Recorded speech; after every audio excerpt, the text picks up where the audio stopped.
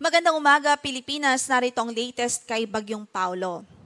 Lumakas pa nga ho ito at ngayon ay taglay ang maximum winds na 100 kilometers per hour near the center at gustiness na umaabot po sa 125 kilometers per hour. Ang kanyang naging pagkilos sa mga nakalipas na oras ay pakanluran, hilagang kanluran at 20 kilometers per hour. At based po sa latest available data, nakita ang sentro nito sa layong 150 kilometers silangan ng Kasiguran, Aurora. So malapit na po, napakalapit na nito sa ating kalupaan. Ilang oras na lamang ay lalapit na ang sentro sa ating landmass. At kailangan po natin tandaan na bago pa lumapit o bago pa mag-landfall, ay mauuna na pong maranasan ng ating mga kababayan dito sa Northern at Central Luzon ang kalahating parte ng diametro ng bagyo. Kaya't kaugnay dyan, based po dito sa latest radar imagery po natin, narito po yung sentro ng bagyo at approaching na po ito papunta dito sa southern portion ng Isabela o northern portion ng Aurora as its entry point. So nakikita po natin ang possible landfall ay northern portion ng Aurora o kaya naman ay sa southern portion ng Isabela. Pero bukod dyan, bukod sa landfall ay ngayon nga po as early as now, nararanasan na at nakaka-apekto na yung kalahating parte ng bagyo, ng diametro ng bagyo. Dito po sa Cagayan, Isabela, Quirino, Aurora, maging sa ilang bahagi ng Quezon Province at yung mga pag-ulan, ramdam din ho sa malaking bahagi ng Bicol Region. Based na rin sa latest track na ipinalabas po natin. So makikita nga po natin na posible ang landfall nito is ngayong umaga na rin. Today, ngayong umaga hanggang noontime, yung time range ng kanyang landfall at pinapakita din po ng ating mga models na posible po mag-west-northwestward pa rin ang kanyang movement. So tatahakin ito at magtatraverse po ito sa northern Luzon before exiting the landmass. So posible na nasa labas na po siya ng ating kalupaan mamayang hapon o gabi. And then, ang kanyang exit sa PAR, inaasahan po natin by Saturday or early morning, so madaling araw ng Sabado ho yan. Kaugnay dyan, signal number 3 pa rin, nakataas ngayon sa northern portion ng Aurora, central and southern portions ng Isabela, sa northern portion ng Quirino, northern portion ng Nueva Vizcaya, Mountain Province, Ifugao, southeastern portion ng Abra, northern portion ng Benguet, central and southern portions ng Ilocos Sur, habang signal number 3 din sa northern portion ng La Union. Ito po yung mga lalawigan o mga lugar kung saan ay inaasahan natin mararanasan nga po yung pinakamalakas na epekto ng hangin na dala po nitong si Bagyong Paulo.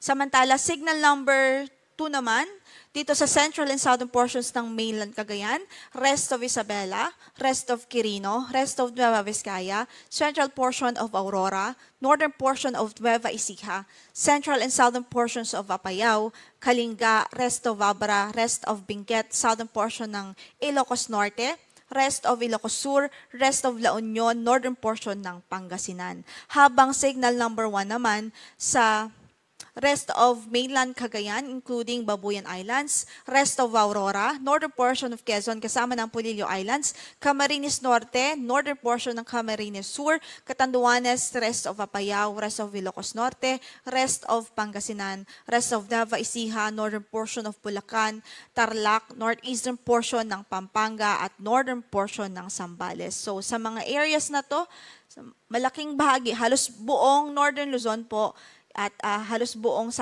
Central Luzon at ilang bahagi ng Southern Luzon, nakataas ang ating signal. So sila po yung directly affected ng bagyo. We're hoping na by this time ay nakapag-prepare na po ang ating mga kababayan at nasa safe at matitibay na po silang lugar at establishments para po magkubli at para po sa maprotektahan ng ating mga buhay at properties din ho. Samantala, yung ating weather advisory, in effect pa rin sa araw na ito.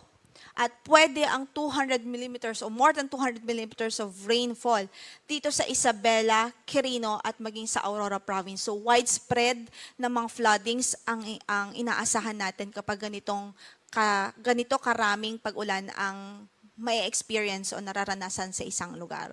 Samantalang 100 to 200 millimeters of rainfall ang inaasahan dito sa Cagayan, kasama na dyan ang Babuyan Islands, sa Apayao, Abra, Kalinga, Ilocos Sur, Mountain Province, Ifugao, La Union, Benguet, Nueva Vizcaya, Nueva Ecija at Pangasinan. So malaking bahagi ng Northern Luzon at maging ilang bahagi ng Central Luzon. 50 to 100 millimeters of rainfall naman ang pwede pong maranasan dito sa Ilocos Norte. Sa Zambales, Tarlac, Pampanga, Bataan, Bulacan, Rizal, Laguna, Quezon, Camarines Norte, Catanduanes, Camarines Sur at maging sa Albay.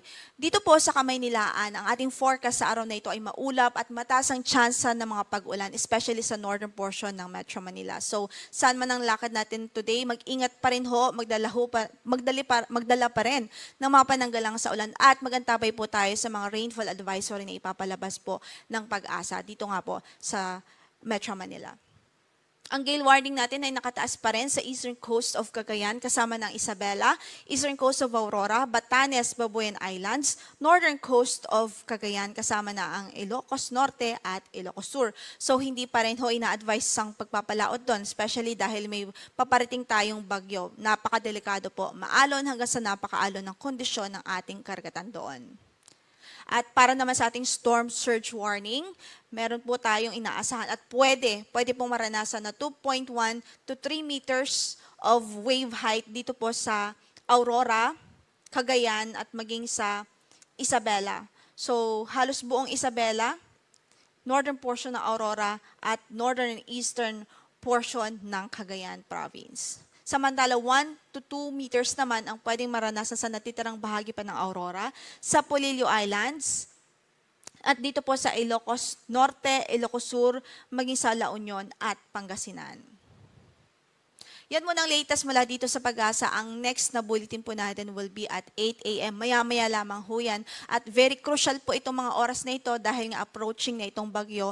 Kaya't iba yung doble at triple ang pag-iingat ng ating abiso sa ating mga kababayan, lalong-lalo na doon sa Northern at Central Luzon. Ito po si Lori de la Cruz Galicia. Magandang umaga po.